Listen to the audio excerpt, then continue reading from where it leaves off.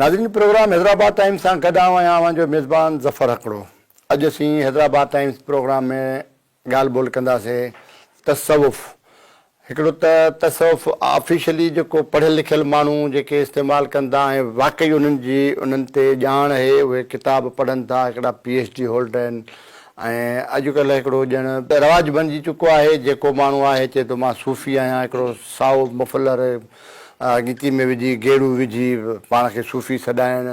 ऐं इन में जीअं हिकिड़ो आम तौर ते वॾियूं वॾियूं गादियूं आहिनि, वॾियूं जेके असां वटि लतीफ़ सरकार आहे ऐं जेको आहे सो उनखां अलावा सचल सरमस्त आहे या मखदूम बिलावल आहे। इन्हनि गादियुनि ते वञिजे थो, उते जेके शयूं ॾिसजनि थियूं उते आम माण्हू अचनि था, उहो बि पाण खे वॾा सूफ़ी सम्झनि था। पोइ उनजो जेको असली मक़सदु आहे सूफ़ियत जो, जेको तसवुफ़ जो, उहो हटी वञे थो। आम माण्हू बि उतां ई वञी उन्हनि गादियुनि तां जॾहिं उन्हनि जे तसवुफ़ जो हिकिड़ो माना या उन्हनि जो हिकिड़ो सिस्टम उतो जेको आम रवायती कचहरियुनि में इस्तेमालु थिए थो, माण्हू उहो सम्झे थो त वाक़ई तसवुफ़ इहो आहे, सूफ़ीज़म इहो आहे ऐं सभु कुझु इहो ई आहे।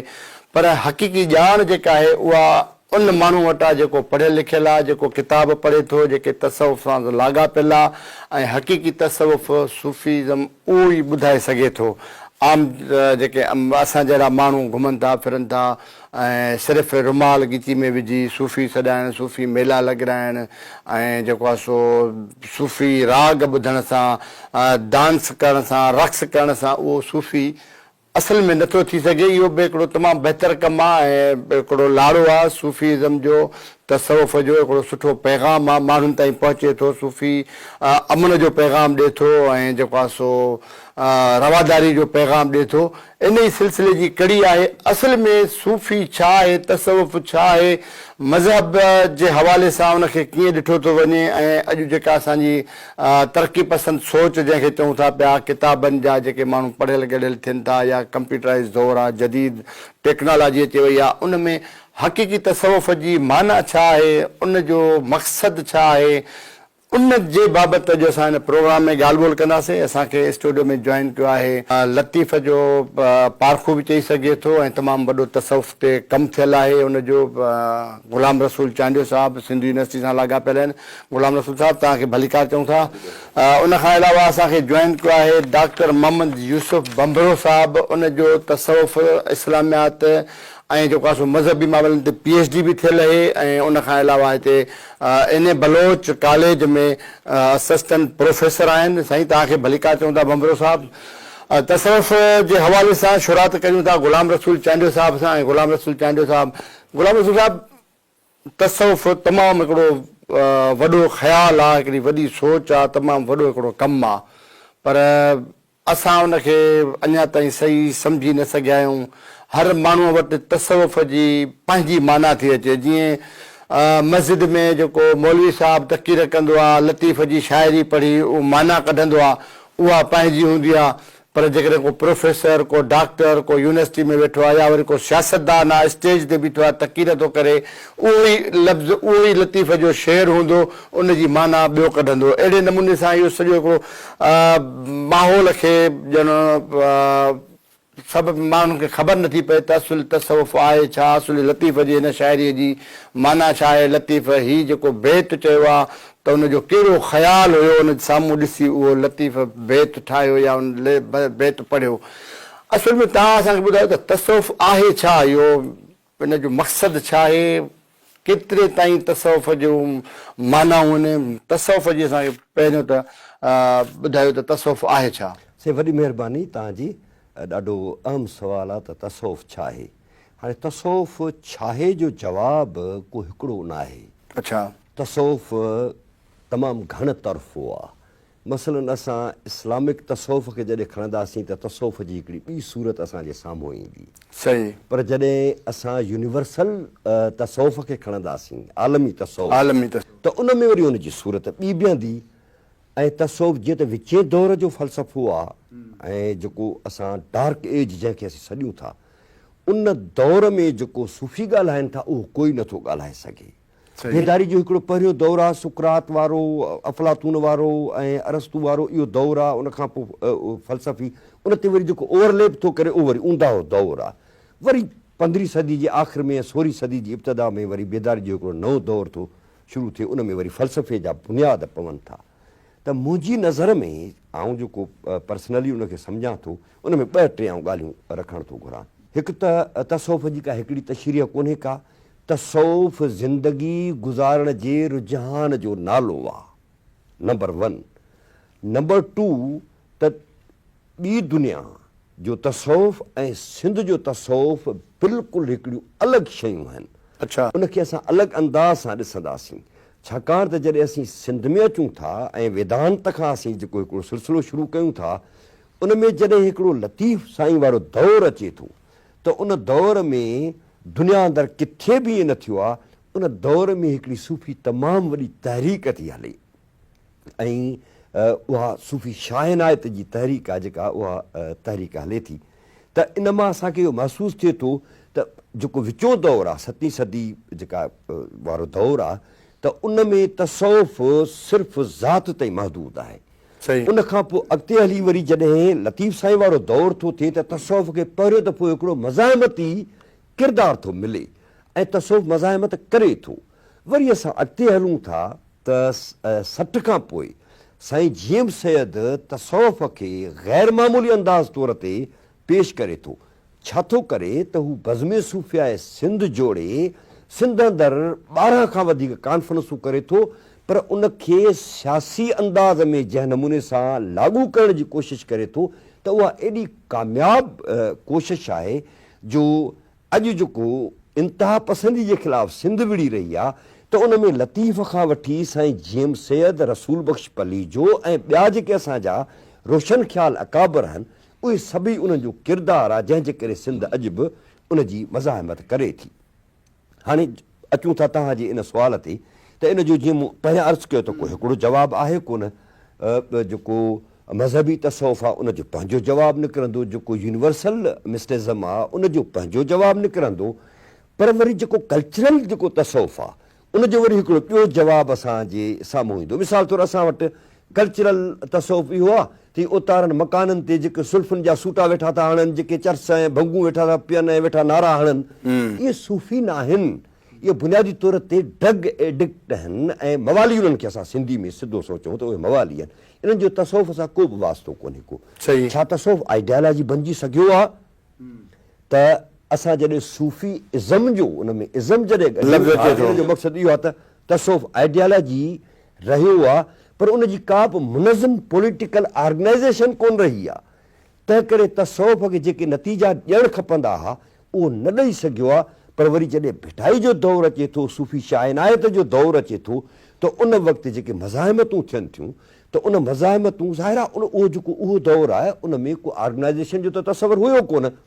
उन में इनफ़रादी तौर ते फ़क़ीर हूंदा हुआ, उनजो हिकिड़ो अॻुवाण हूंदो हुयो ऐं उन जे लाइ उहा जंग कई वेंदी हुई। जीअं पाण पंहिंजो हिन में हलूं, पाण पीर पागारे ख़ानदान में हलूं त उते साईं हिज़बुल्लाह शाह आहे, साईं राशिद रोज़े धणी आहे, त उन्हनि जो जेको मिज़ाज, उन्हनि जो जेको कलाम, उन्हनि जी जेका शाइरी आहे उहा वरी क़ादरी सिलसिले सां उनजो तालुक़ु आहे, त उहे वरी हिकिड़ो तसौफ़ पेश कनि था। पर आउं हामी आहियां यूनिवर्सल मिस्टिज़म जो, छाकाणि त गुरू नानक खे पाण केॾांहुं कंदासीं, भगत कबीर खे पाण केॾांहुं कंदासीं, ऐं दुनिया जे पहिरें फ़लसफ़ी थेलिस खे असीं केॾांहुं कंदासीं, जेको चवे थो त मूंखे ईअं महसूसु थिए थो त हीअ जेका काइनात आहे हिकिड़ी वहदत मां निकिरी कसरत में तब्दील थी आहे ऐं इहा वरी डीकोड थी वरी हिकिड़ी वहदत में अचणी आहे। उन खां हज़ारे साल पोइ वरी लतीफ़ चए थो वहदत तां कसरत थी, कसरत वहदत कुल, हक़ हक़ीक़ी हिकिड़ो वाई ॿी मभुल, हू हुला चो हुल बिला संदो सॼणी। तंहिं करे असां वटि सिंध में जेको तसौफ़ आहे उहो पंहिंजी हिकिड़ी इर्तिका कंदो कंदो हिकिड़ी पॉलिटिकल ऑर्गेनाइज़ेशन या समाजी ऑर्गेनाइज़ेशन में आहिस्ते आहिस्ते हू तब्दील थी रहियो आहे। महिरबानी गुलाम रसूल साहब, असां सां बंबरो साहब वेठल आहिनि। मोहम्मद यूसुफ साहब, तव्हां तसौफ़ ते ऐं इस्लामियात ते, इस्लामी शयुनि ते PhD बि कई आहे। तव्हांजी नज़र में तसौफ़ छा आहे? जीअं आलमी हिकिड़ो गुलाम रसूल साहब ॿुधाए हिकिड़ो आहे आलमी तसौफ़, ॿियो मज़हबी तसौफ़, वरी उन्हनि में जीअं असांजो सिंध जो तसौफ़ जो हिकिड़ो वरी अलॻि फलक हिकिड़ी फिनामिना आहे। तव्हां कीअं था ॾिसो तसौफ़ खे मज़हबी मामलनि जे हवाले सां? वॾी महिरबानी। बिस्मिल्लाहिर्रहमानिर्रहीम। असांजो जेको सिंध आहे इन खे बाबुल इस्लाम ऐं सूफ़ियुनि जी सरज़मीन इहा हिकिड़ी शनाख़्त आहे सिंध जी। ऐं सिंध जो ॿी जेका सुञाणप आहे उहा आहे तसवुफ़। ऐं तसवुफ़ जेको लफ़्ज़ आहे अरेबिक जो आहे, असीं ग्रामर में उनखे तफ़ाउल जे वज़न ते चवंदा आहियूं तसवुफ़। बाक़ी तसवुफ़ जी शुरूआति, तसवुफ़ जा जेके बि इस्तिलाह आहिनि, तसवुफ़ जी जेका तइलीमात आहे उहा इस्लामी दौर सां रिलेटेड आहे। वेदांत जी जेका ॻाल्हि आहे उहा इस्लाम खां अॻु जी ॻाल्हि आहे। जेके हुया ग़ैर मुस्लिम सूफ़ी जंहिंखे तव्हां चओ था या रूहानियत जा माण्हू हुआ, त असां जॾहिं तसवुफ़ जी ॻाल्हि कयूं था त हुज़ूर सल्लल्लाहु अलैहि वसल्लम जे दौर में इहो तसवुफ़ जो लफ़्ज़ न हो, बल्कि हुज़ूर साईं जे दौर में हिकमत जो लफ़्ज़ हो। जीअं क़ुरान शरीफ़ में आहे त युअल्लिमुहुमुल किताब वल हिकम, हुज़ूर साईं तव्हांखे क़ुरान बि सेखारे थो त गॾोगॾु हिकमत बि सेखारे थो। अच्छा, हाणे हिकमत जी जॾहिं डेफिनेशन तव्हां पढ़ंदो, क़ुरान पाक जा जेके मुफ़सिर आहिनि, तक़रीबन 100 खां मथे अथेंटिक जेके वॾा मुफ़सिर आहिनि, उन्हनि लिखियो आहे त हिकमत मां मुराद इहो तसवुफ़ आहे, रूहानियत जो सिलसिलो। उन खां पोइ हुज़ूर सल्लल्लाहु अलैहि वसल्लम जी हिकिड़ी हदीस आहे, बुख़ारी शरीफ़ जेको सही किताब सम्झो वञे थो क़ुरान शरीफ़ खां पोइ, उन में पहिरीं हदीस आहे इन्नमल अमालु बिन्नियात, अव्हां जे अमलनि जो दारो मदार अव्हां जे नियतुनि ते आहे। ज़ाहिर में सुठो अमल, पर तव्हांजी नियत में जेकॾहिं फ़ुतूर हूंदो त उहो अमल क़ाबिल क़बूल आहे। उन खां पोइ जेका ॿी हदीस अचे थी बुख़ारी में, उहा आहे इस्लाम, ईमान ऐं अहसान जे बारे में। हुज़ूर साईं खां हज़रत जिब्रील अची पुछे थो त इस्लाम छा आहे? पाण फरमायूं त इस्लाम आहे कलमू, नमाज़, रोज़ो, ज़कात ऐं हज। वरी चई त मल ईमान, ईमान छा आहे? हुज़ूर साईं फरमायो त ईमान आहे अल्लाह ते ईमान, रसूलनि ते, आसमानी किताबनि ते, क़यामत ते, फ़रिश्तनि ते ऐं मरण खां पोइ उथणो आहे, इन्हनि शयुनि ते यकीन। पोइ हुन टियों सुवालु कयो मल अहसान, अहसान छा आहे? पोइ हुज़ूर साईं हुनखे फरमायो त अहसान हीअ आहे त तूं ख़ुदा जी इबादत ईअं कंदो कर ॼण तूं ख़ुदा खे ॾिसी पियो। पर जेकॾहिं उन स्टेज ते, उन लेवल ते नथो पहुची त पोइ इहो यकीन ज़रूरु कंदो कर त अल्लाह त तोखे ॾिसे पियो। इन जे हदीस जी शरह में बुज़ुर्गनि लिखियो आहे त अॻिते हली जेको तसवुफ़ जो बुनियादु जॾहिं पियो त उन में हिकमत जो लफ़्ज़ ऐं अहसान, इहे ॿ जेके आहिनि से साम्हूं रखिया असांजे बुज़ुर्गनि। ऐं हुज़ूर साईं जे दौर यानी असहाबनि जे दौर खां पोइ ताबईन जे दौर में बाक़ाइदे इहा शइ डेवलप थियणु लॻी त हाणे तसवुफ़ खे हिकिड़ी अमली सूरत ॾिनी वञे। छो त ख़िलाफ़त ख़तमु थी, हाणे मुलूकियत पई शुरू थिए। मुलूकियत जे शुरू थियण सां इहो थियो त माण्हुनि जूं घुर्जूं तब्दील थियणु लॻियूं, दुनिया जी ऐश परस्ती, दुनिया ॾे माण्हुनि जी रुग़बत पंहिंजो उहा शइ वधणु लॻी। त पोइ हिकिड़ो तबिको अहिड़ो पैदा थियो जिन चयो त हीउ माण्हुनि इस्लाम जो जेको असली रूह आहे उनखे हाणे छॾनि पिया। निमाज़ पढ़णु रुॻो इस्लाम न आहे, क़ुरान चवे थो निमाज़ पढ़ो, पर सूफ़ी तसवुफ़ थो चवे त क़ुरान शरीफ़ में ई लिखियलु आहे क़द अफ़लहल मोमिनून अल्लज़ीन हुम फ़ी सलातिहिम ख़ाशिऊन। निमाज़ त सभु पढ़नि पिया, पर कामयाबु निमाज़ी उहो हूंदो जंहिंजी निमाज़ में ख़ुशू ऐं ख़ुज़ू हूंदो। क़ुरान शरीफ़ चवे पियो त वज़ू कयो, पर तसवुफ़ वारनि उसूल ठाहिया उन वज़ू जे हेठियां त बाबा वज़ू सां तव्हां पंहिंजो ज़ाहिर त पाक कयो, पर तव्हांजी हक़ीक़ी पाकाई तॾहिं थींदी जॾहिं तव्हां पंहिंजे दिलि खे पाक रखो। क़ुरान शरीफ़ चयो त रोज़ो रखो, बाबा रोज़ो सुबुह खां शाम ताईं खाइणो पीअणो कोन्हे वेठा आहियूं।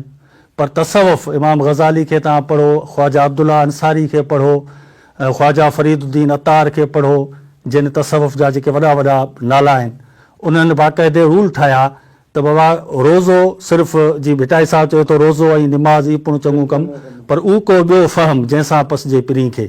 त रोज़े में बि हुननि उसूल ठाहिया त बाबा रोज़ो तव्हांजो कंप्लीट तॾहिं थींदो जॾहिं तव्हां अखियुनि खे रोज़ो रखायो, कननि खे रोज़ो रखायो, हथनि जो रोज़ो, ज़बान जो रोज़ो। ज़ाहिर में रोज़ो तव्हां सॼो ॾींहुं गिला कयो, कूड़ कयो, ज़बान मां बदकलामी कयो त पोइ रोज़ो फ़ाइदे जो कोन्हे। मतिलबु इहे शयूं बुनियादु बणिजंदियूं हुयूं असांजे तसवुफ़ जूं। ऐं तसवुफ़ जो मेन मक़सदु हो अमल में इख़लास, इबादत अलाह जी तव्हां कयो पिया, हज बि कयो पिया, रोज़ा बि रखो पिया, पर उन में तव्हांजो इख़लास केतिरो आहे, तस्दीक़ क़ल्ब केतिरी आहे। त अहिड़े नमूने सां पहिरियों जेको सूफ़ी हो, असांजे तसवुफ़ ते हिकिड़ो वॾो किताबु जेको लिखियलु आहे सूफ़ीज़म में तसवुफ़ में, उहो आहे नफ़हातुल उन्स, मौलाना अब्दुर रहमान जामी, वॾो हिकिड़ो आशिक़ हो, वॾो आलिम हो, आशिक़ रसूल बि हो। उन जो किताबु नफ़हातुल उन्स, उहो चवंदो त अबू हाशिम सूफ़ी पहिरियों माण्हू हो जंहिं तसवुफ़ ते कमु कयो। उन खां पोइ सिंध जो जेको पहिरियों सूफ़ी आहे, बू अली सिंधी।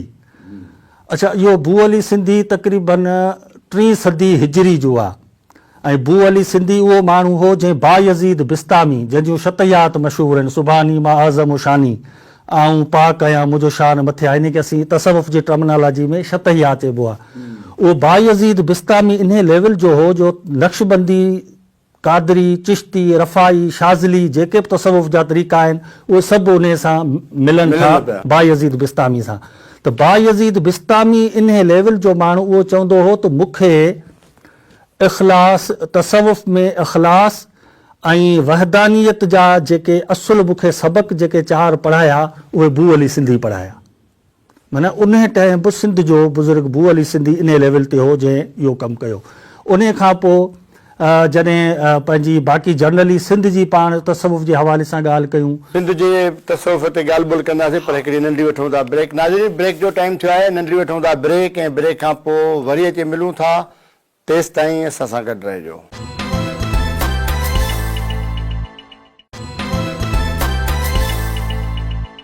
तसवुफ़ छा आहे, तसवुफ़ जी असली हक़ीक़ी माना छा आहे, मज़हबी रवादारीअ में उनखे कीअं ॾिठो थो वञे, ऐं जीअं आलमी हवाले सां ॾिठो वञे त उनजो कीअं तसवुर पेश कयो वियो आहे।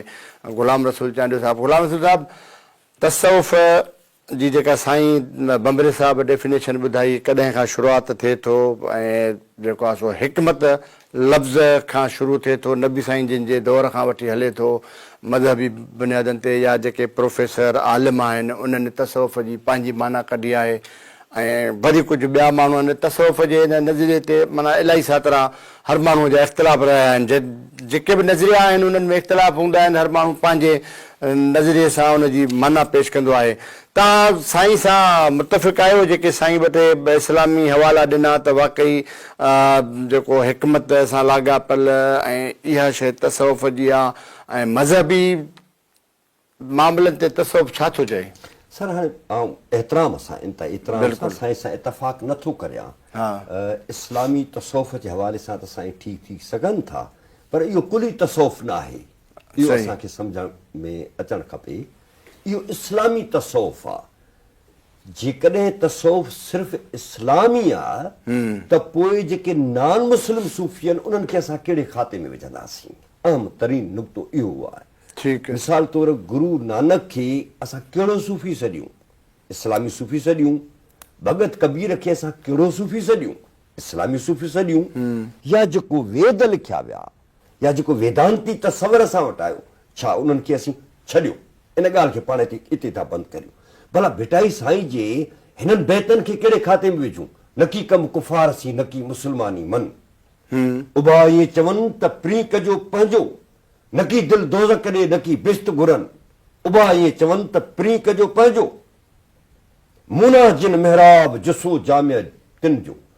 हाणे चए थो त जोगी जेके नान मुस्लिम आहिनि उन्हनि जा गोॾा मस्जिद जो महराब आहिनि। सिंध जो तसवुफ़ त ॾिसो केॾो कमाल दर्जे जो आहे। जेके जोगी आहिनि उन्हनि जा गोॾा मस्जिद जो महराब आहिनि, ऐं जुसो जामिया तिन जो।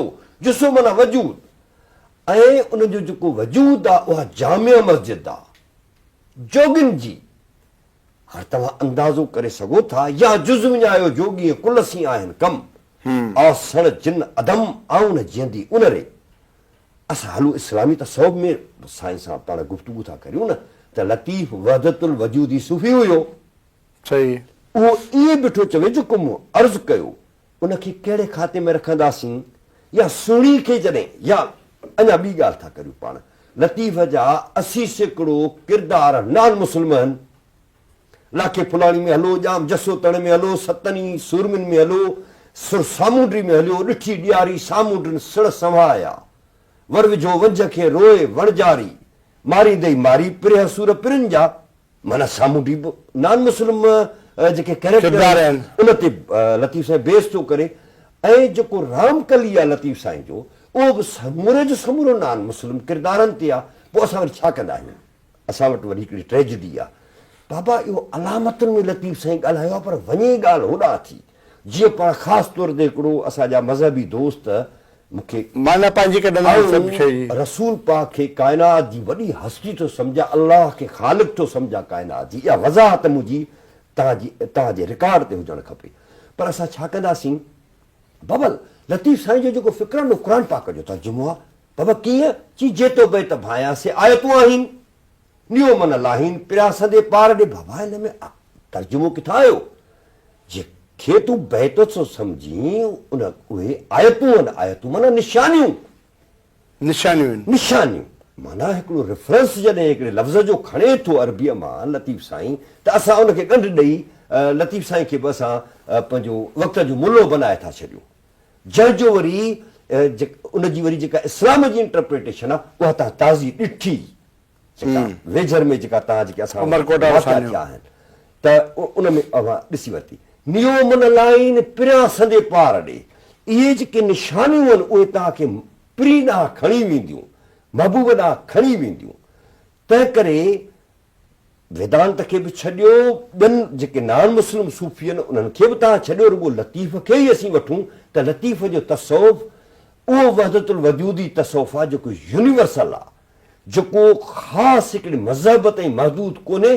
जंहिंजे लाइ मूं तव्हांखे आर्ग्यूमेंट ॾिना त हुनजा 80% किरदार नान मुस्लिम आहिनि। जेकॾहिं हुनखे इस्लामी तसौफ़ पेश करणो हो त हुनजा किरदार इस्लाम में न हुआ छा?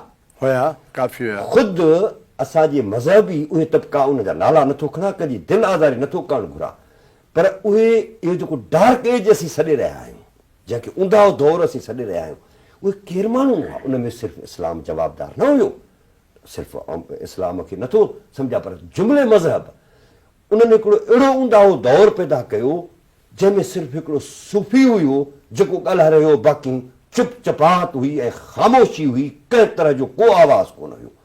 मौलाना रूमी ॻाल्हाए रहियो हुयो, शम्स तबरेज़ ॻाल्हाए रहियो हुयो, इब्न अरबी ॻाल्हाए रहियो हुयो, बाज़ीज़ बस्तामी ॻाल्हाए रहियो हुयो, हाफ़िज़ शिराज़ी अहिड़ियूं अहिड़ियूं ॻाल्हियूं करे रहियो हुयो जो तव्हां तसवर नथा करे सघो। अॼु बि जेकॾहिं असीं सोशल मीडिया ते रुॻो हाफ़िज़ शिराज़ी ऐं मौलाना रूमी जूं कयल ॻाल्हियूं मसनवी मां कढी रखूं त असां ते ब्लास्फेमी जो इल्ज़ाम लॻंदो।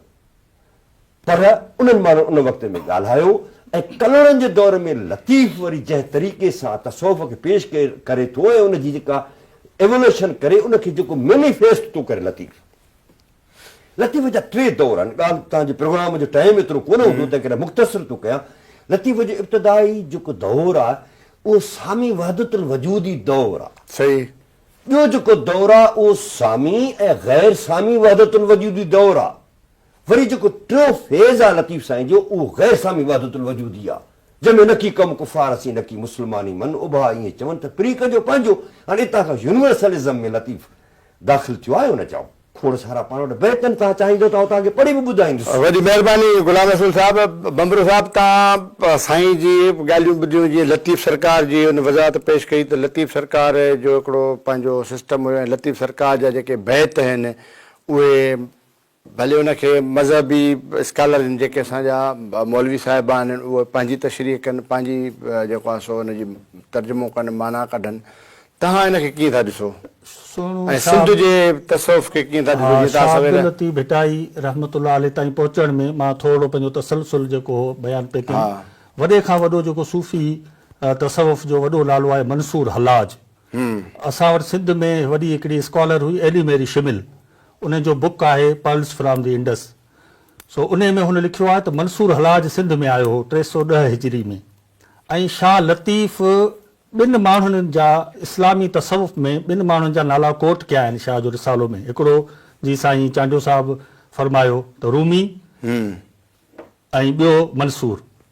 मुल्क मिड़ेई मंसूर कोई कोहंदे केतिरा या तालिब कसर सूह सर ई रूमी जी रिहाण।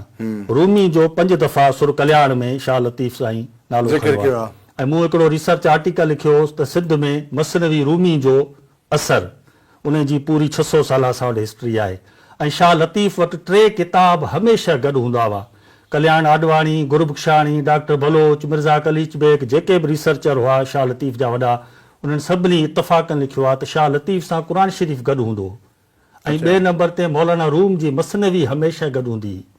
ऐं टे नंबर ते हज़रत शाह अब्दुल करीम बुलड़ी वारे जो कलाम, जंहिंखे मलफ़ूज़ात चऊं था बयानुल आरिफ़ी, इहा सिंध जी बहितरीन मलफ़ूज़ात आहे, छपियल आहे।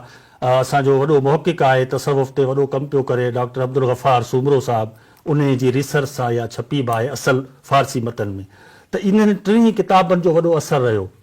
ऐं 110 क़ुर पाक जूं आयतूं शाह लतीफ़ पंहिंजे रिसाले में इस्तेमालु कयूं आहिनि। बाक़ी जेके उहिञाण आहिनि या अलामतूं आहिनि उहे असां डिस्कस कोन था कयूं, छो त साईं ॿुधायो मौलाना रूम पंहिंजी मसनवी में बि यहूदियुनि जूं ईसाइनि जूं तमसीलूं ॾिनियूं आहिनि, अलामतूं ॾिनियूं आहिनि, शाह लतीफ़ इन खे ॾिनो आहे। पर शाह लतीफ़ जो मेन जेको कॉन्सेप्ट आहे तसव्वुफ़ जो, उहो आहे वहदानियत, वेदांत न वहदानियत, यानी अकेले ख़ुदा में यकीन। ऐं उन खां पोइ रिसालत यानी हुज़ूर सल्लल्लाहु अलैहि वसल्लम जो तरीक़ो। ऐं शाह लतीफ़ जो सुर कल्याण जेको आहे, किन साईं खे ख़बर आहे, सुर आसा में बि इहो बैत ॾिनो अथनि त कर तरीक़त तकियो शरीयत सुञाण, हियूं हक़ीक़त हेर तूं माग मारिफत ॼाण, हुइज साबूती साण त पुसण खां पालो रही। इन बैत में शाह लतीफ़ तसव्वुफ़ जा हिकिड़ा 4 अहम इस्तिलाह इस्तेमालु कया आहिनि, शरीयत, तरीक़त, मारिफत ऐं हक़ीक़त। अॼुकल्ह जेको कॉन्सेप्ट ॾिनो पियो वञे त बाबा शरीयत क़ुर ॿी शइ आहे, तसव्वुफ़ ऐं तरीक़त ॿी शइ आहे, इहो अॼुकल्ह वॾो रुझान ॾिनो पियो वञे। हालांकि इहो बिल्कुलु शाह लतीफ़ जी शाइरी जे तनाज़ुर में, क़ुर हदीस जे तनाज़ुर में, या जेके असांजा वॾा सूफ़ी हुआ, मौलाना रूमी हो, हाफ़िज़ शिराज़ी हो, शम्स तबरेज़ हो, रूमी जो मुर्शिद हो, इन्हनि जा जेके उसूल तव्हां पढ़ंदव त इहे शरीयत, तरीक़त, कॾहिं बि तसव्वुफ़ जे असुल जेके सूफ़ी, भली शाह लतीफ़ हुजे या सचल हुजे, उन्हनि वजद में या कंहिं कैफ़ियत में ज़रूरु पंहिंजो कलाम को चयो हूंदो, पर हुननि कॾहिं बि शरीयत खे चैलेंज न कयो आहे, छो त शरीयत अहम आहे। मां पीर साईं मोहम्मद राशिद रोज़े धणी जी मलफ़ूज़ात ते मुंहिंजी थीसिस आहे, ऐं पीर साईं रोज़े धणी हालांकि सूफ़ी तसव्वुफ़ जो माण्हू हो, क़ादरी सिलसिले जो हो, पर हुन हिकिड़ो पूरो चैप्टर ॾिनो आहे त शरीयत जेका आहे, जेका शरीयत तरीक़त ऐं तसव्वुफ़ खां खे न क़बूल करे, उहो तसव्वुफ़ आहे ई कोन। वॾी महिरबानी डॉक्टर साहिबु, वरी अचूं था तव्हांजे गुलाम रसूल साहिबु ॾे अचण खां अॻु में हिकिड़ी नंढड़ी वठूं था ब्रेक। नाज़रीन, ब्रेक जो टाइम थियो आहे, नंढड़ी वठूं था ब्रेक, ऐं ब्रेक खां पोइ वरी अची मिलूं था। तेसि ताईं असां सां गॾु रहिजो।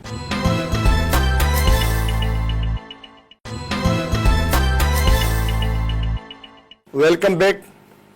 तमामु बहितरीनु मौज़ू ऐं आलमी तसव्वुफ़ खां वठी लोकल सूबे ताईं, सिंध ताईं, या पंहिंजे मुल्क ताईं वरी मज़हबी तसव्वुफ़ जी माना छा आहे, मज़हब तसव्वुफ़ जी माना कीअं थो कढे मज़हबी बुनियादनि ते, इन शइ ते तमामु बहितरीनु डिस्कस थो हले। गुलाम रसूल साहिबु असां सां मौजूदु आहे।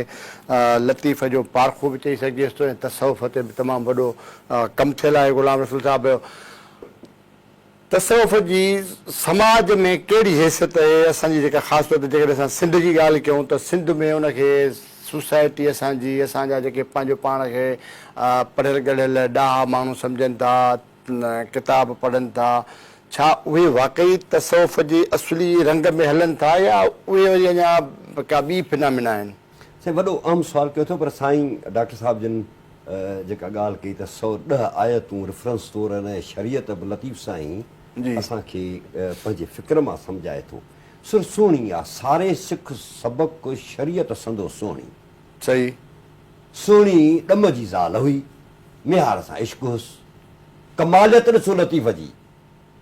असां पंहिंजी मर्ज़ीअ, पंहिंजी मंशाउनि ऐं पंहिंजी जेके ख़्वाहिशूं आहिनि, पंहिंजी जेका आइडियालॉजी आहे, लतीफ़ खे बि ईअं इंटरप्रेट था कयूं। 110 आयतूं न, पर आयतुनि जा कुझु हिसा ऐं हदीसुनि जा कुझु हिसा रेफरेंस तौर लतीफ़ साईं ज़रूरु कोट कया आहिनि, पर उनखे बुनियादु न बनायो आहे। ऐं उनजे ख़िलाफ़ु न आहियां मां, को उन ईअं नथो चवां त लतीफ़ साईं को इस्लाम खे न मञींदड़ हुयो। ऐं पहिरें अर्ज़ु करे चुकुसि त लतीफ़ साईं सामी, उनजो इब्तिदाई दौर ई सामी वहदतुल वजूदी सूफ़ी वारो आहे। त सुहिणीअ मां जॾहिं असांखे मार्फत तरीक़त थो सेखारे त तव्हां इन मां ॻाल्हि सम्झी वञो, वधीक उन ते नथो ॻाल्हाए। साईं मंसूर बिन हिलात जी ॻाल्हि कई, साईं जाॾो आउं गुज़ारिश करियां त मंसूर बिन इलाज सिंध आयो हुयो, ख़त लिखियऊंसि, बगदाद पहुतो, संदुसी उस्ताद हो जुनैद बगदादी। जॾहिं हुनखे फांसीअ जी सज़ा, फांसी त कोन ॾिनोसि हुनजो त संदु संदु जिथां अनल हक़ जा आवाज़ अची रहिया हुआ, त उनखे उते शहीद कयऊं। भिटाई हुनखे किथां पियो सम्झाए, वहदतुल वजूद खे भिटाई सुर सोणीअ मां पियो सम्झाए। कीअं?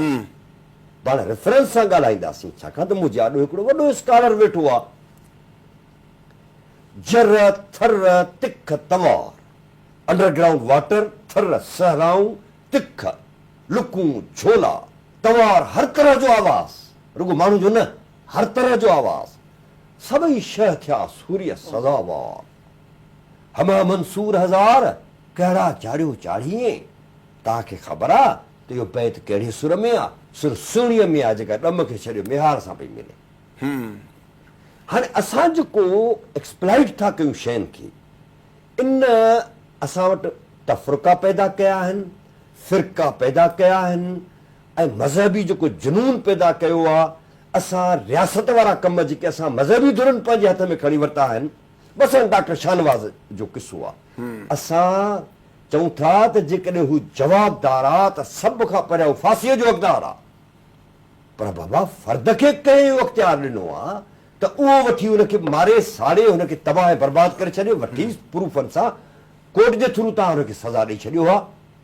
इहो लतीफ़ हुयो, इहो सचल हुयो, इहो असांजो सूफ़ी सादिक हुयो। ऐं ॿिया असांजा जेके सूफ़ी मियाँ जी दरगाह ऐं असांजूं खोड़ सारियूं ॿियूं दरगाहूं आहिनि, इन्हनि इहा मज़ाहिमत कई। जेकॾहिं ॿियनि सूबनि में ईअं थिया त को माण्हू उथे ई न हा, पर माण्हू उथी पिया त बाबा हीउ नाजाइज़ आहे, हीउ ग़लति कमु आहे। छाकाणि त तसौफ़ बुनियादी तौर ते जुमिले जेके मज़हब आहिनि, उन्हनि मज़हबनि अंदरि जेका इंसानी वहदत आहे, उनजो मुतलाशी आहे। ज़हन में रखणु, ऐं अचां थो तव्हांजे जवाब ते, माफ़ु कजो टाइम तव्हांजो मख़सूस हूंदो, पर तव्हांजी जवाब ते थो अचां। तसौफ़ जो तमामु वॾो समाजी कार्य आहे, ऐं हिस्ट्री में वेंदुसि त वरी किसो ॿियो थी वेंदो। साईं डॉक्टर साहिब जिन मूं ते नाराज़ बि थींदा। तसौफ़ जो तमामु वॾो समाजी कार्य आहे।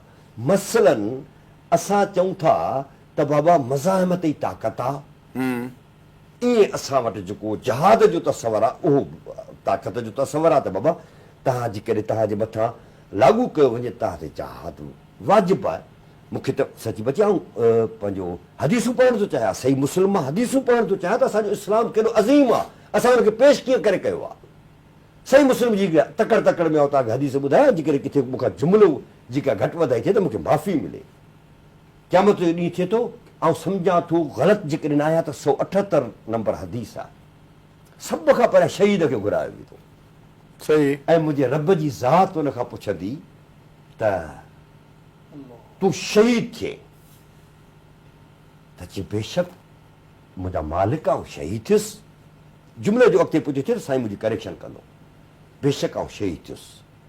त अलाह जी ज़ात फरमाईंदी तूं कूड़ ॻाल्हायो, तूं शहीद हिन जे लाइ थिए त जीअं मूंखे बहादुर सम्झियो वञे, ऐं पोइ हुनखे मोह भर दोज़ख में उछलायो वेंदो। शहीद खे इस्लाम जेको असां वटि पेश कयो पियो वञे, इहो इस्लाम ईअं न आहे।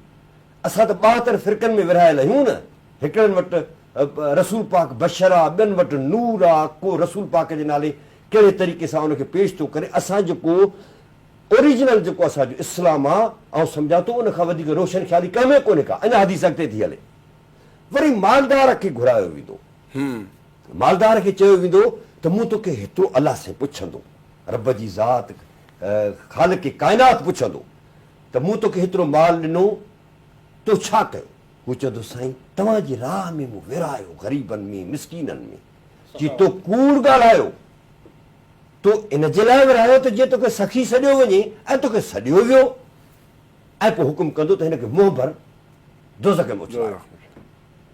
ॿ इहो। टियों बि हिकिड़ो कैरेक्टर आहे आलिम, हिकिड़ो आलिम। हाणे हिकिड़ी हदीस आहे, साॻी आहे, साईं उन मूंखां वधीक बहितर नमूने सां हुनखे पेश करे सघे थो। बाबा मूं तोखे इल्मु ॾिनो, बाने खां पुछंदो मूं तोखे इल्मु ॾिनो, तो हुनजो छा कयो? चई मूं इल्मु विरायो, माण्हुनि में इल्मु पहुचायुमि, तव्हांजो दीन मूं पहुचायो, सभु कुझु कयो। अलाह जी ज़ात फरमाईंदी तो कूड़ ॻाल्हायो, तो इल्मु इन जे करे विरहायो त जीअं तोखे आलिम सॾियो वञे ऐं जेको तोखे सॾियो वियो ऐं पोइ हुकुम फरमाईंदो त हिनखे मुंहबर दोज़ख में दाख़िल कयो। हाणे इहे टे वॾा बुनियादी नुक़्ता आहिनि जेके शहीद माना ज़िंदा आहे, शहीद ते बि माफ़ी कोन्हे का। हीउ जेको असां पंहिंजो इस्लाम मरियो आहे माण्हुनि ते ऐं माण्हुनि खे विराए ज़रो ज़रो करे ऐं उनखे अख़्तियार ॾेई छॾियो अथऊं त तव्हां वञी माण्हुनि खे जेकॾहिं का ग़लति ॻाल्हि आहे या सही ॻाल्हि आहे तव्हां वञी माण्हुनि जो क़तलु कयो, उनखे सारे जलाए उनजा हॾ गुॾ भञी उनखे तव्हां बर्बादु करे छॾियो। इन जे करे त असां वटि फ़िरका आहिनि, इन जे करे त असां वटि ईद मिलाद नबी बि हर को पंहिंजी मल्हाईंदो आहे, पंहिंजो जुलूस कढंदो आहे। हीअ जेके सूफ़ी दरगाहूं आहिनि पंहिंजे मुरीद खे ॿिए दरगाह ते इन करे नथियूं छॾनि त हुनजो कारोबार बंदि थींदो। हुननि खे मुरीद त पैसा था ॾियनि न, उहो कारोबार बंदि थींदो। तंहिं करे हिन वक़्तु जेका शदीद तरीन ज़रूरत आहे उहा इस्लाम जी दुरुस्त इंटरप्रिटेशन ऐं इस्लाम खे दुरुस्त नमूने सां पेश करण जी ज़रूरत आहे। इस्लाम जहिड़ी रोशन ख़्याली आउं सम्झां थो त ॿिए कंहिं वटि बि कोन्हे का। हाणे अचूं था समाजी कार्ज ते। अदा तारीख़ में, समूरी इंसानी तारीख़ में, जंहिंमें वरी तसौफ़ जी तारीख़ में वाहिद सिंध आहे जंहिं मज़ाहिमत कई आहे। तसौफ़ रुॻो कुंड वठी पासा वठी समाजी कार्ज खां सवा बाबा तूं ई तूं वाह वाह वाह वाह इन ॻाल्हि जो नालो न आहे। तसौफ़ मुकमिल तौर ते मज़ाहिमत आहे, अॻियां अॾनि वटि पोयनि सिर संभाया लतीफ़ जो तसौफ़ आहे।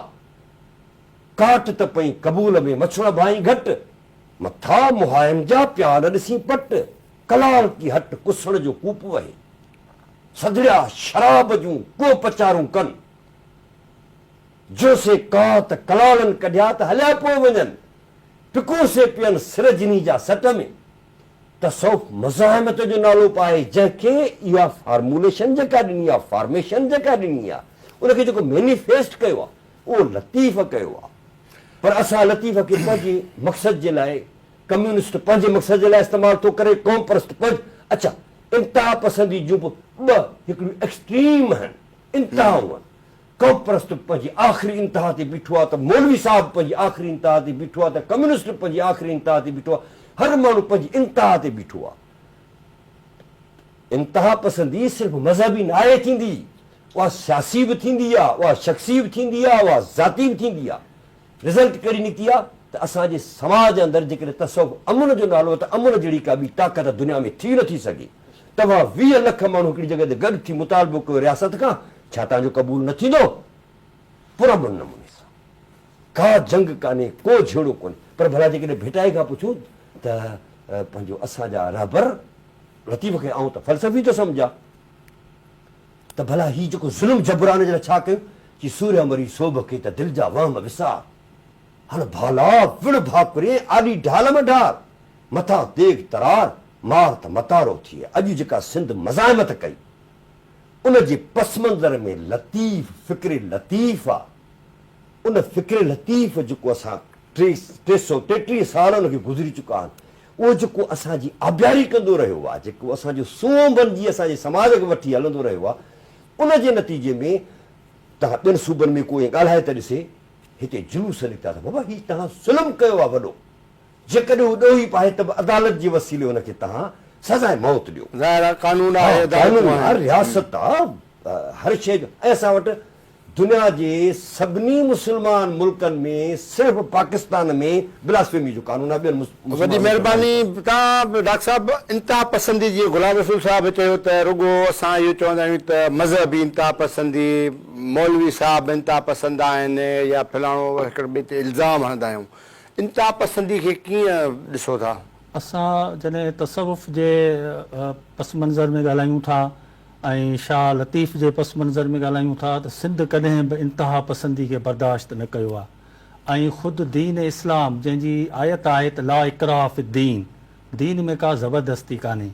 ऐं ॿिए नंबर ते को फ़र्द वाहिद या का जमायत या को बि हिकिड़ो गुरू को बि ज़ाती हिकिड़ो क़दम खणे थो त उहो ज़रूरी कोन्हे त शरीयत उन खे सपोर्ट करे, तसवुफ़ उन खे सपोर्ट करे। इहो हर माण्हू हिकिड़ो पंहिंजो करे सघे थो।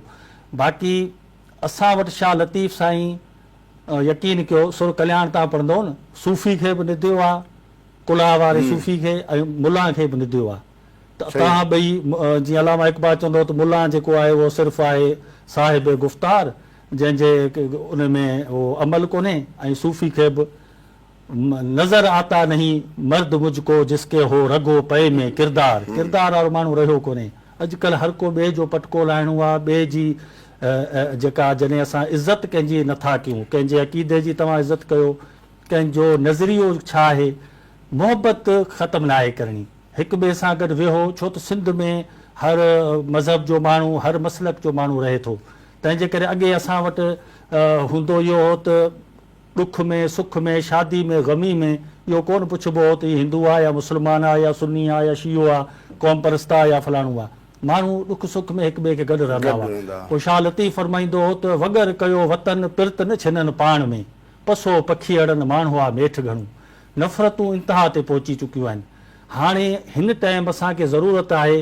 जेके ख़ानकाही सिंध जो माण्हू ख़ानकाही निज़ामनि सां रहियो आहे रूहानियत सां मखदूम ख्वाजा मोहम्मद ज़मा लोहारी शरीफ़ हुजे मखदूम नूह सरवर हुजे सचल सरमस्त जो कलाम पढ़ो शाह लतीफ़ त असांजो हिकिड़ो आलमी निसाब आहे रूहानियत जो उन खे पीर सईद मोहम्मद राशिद रोज़ेधणी हुजे या सिंध में हर ख़िते बुज़ुर्ग दरवेशनि जूं ख़ानकाऊं आहिनि माण्हू अक़ीदत मोहबत रखण वारा आहिनि मक़सद तसव्वुफ़ अक़ीदत मोहबत सां गॾु हिकिड़ी महिमान नवाज़ी बर्दाश्त रवादारी सेखारे थो वरी महिरबानी डॉक्टर साहब जी नाज़रीन प्रोग्राम हैदराबाद टाइम जो वक़्तु पुॼाणी ते पहुतो आहे ईंदड़ प्रोग्राम ताईं पंहिंजे मेज़बान ज़फ़र हकड़ो खे ॾींदा इजाज़त तेसि ताईं सदाईं गॾु